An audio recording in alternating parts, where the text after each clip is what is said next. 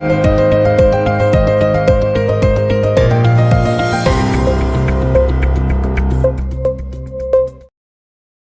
আলাইকুম, স্বাগত জানাচ্ছি সুরমা টিভি 24 এর নিয়মিত আয়োজন আজকের শীর্ষ সংবাদে। আমি হাবিবুর রহমান। শুরুতে জানিয়ে দিচ্ছি আজকে দেশের শীর্ষ সংবাদ। জাপানে 4 দিনের সরকারি সফর শেষে দেশে ফিরেছেন প্রধান উপদেষ্টা অধ্যাপক ডক্টর মোহাম্মদ ইউনূস। শনিবার রাতে দেশে ফেরেন তিনি। জাতীয় পার্টির চেয়ারম্যান জিএম কাদের ও সাবেক মেয়র মুস্তাফিজুর রহমান মুস্তাফা সহ 18 জনের বিরুদ্ধে মামলা হয়েছে।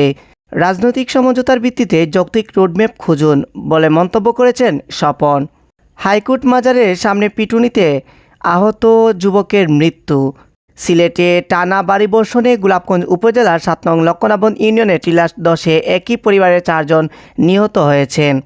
কোনো জাতি বা দেশের ভেতর একবার অপসংস্কৃতি ঢুকলে তা অপসারণ করা খুবই কঠিন বলে মন্তব্য করেছেন বাংলাদেশ ফেডারেল সাংবাদিক ইউনিয়নের মহাসচিব কাদের গনি চৌধুরী। বরিশালে জাতীয় পার্টি ও গণ অধিকার পরিষদের সংঘর্ষে আহত 15। রাজনৈতিক দল হিসেবে জামায়াতে ইসলামীর বাতিল হওয়া নিবন্ধন ফিরে পেয়েছে বাংলাদেশ জামায়াতে ইসলামী।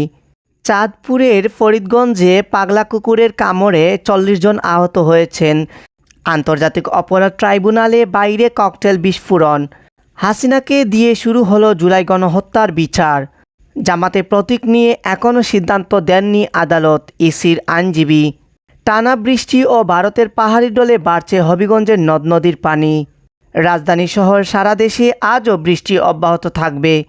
বাংলাদেশ ম্যানুফ্যাকচারিং হাব বানাতে চীনা বিনিয়োগকারীদের প্রতি প্রধান উপদেষ্টার আহ্বান। নতুন নকশার 20, 50 ও 1000 টাকার 200 কোটি টাকা ছাড়া হচ্ছে। 11টি ব্যাংকের মাধ্যমে এসব নোট ছাড়া হবে। বাড়ছে তিস্তার পানি, খুলে দেওয়া হলো 44 স্লুইস গেট।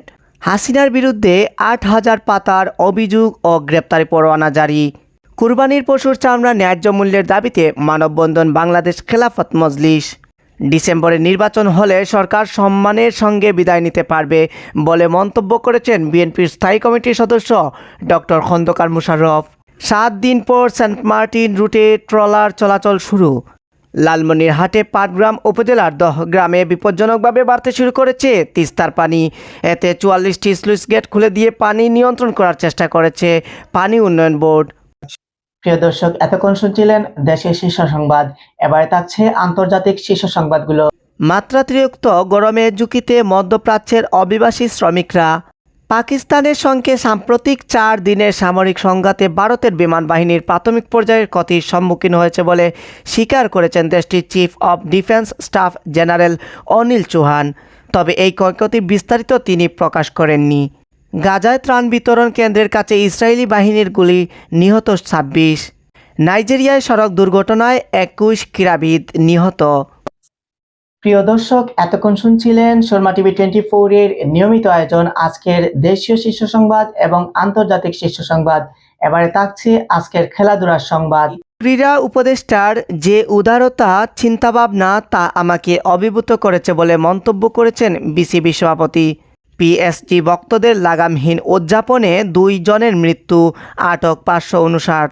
ইন্দোনেশিয়ার সঙ্গে ড্র করল বাংলাদেশ।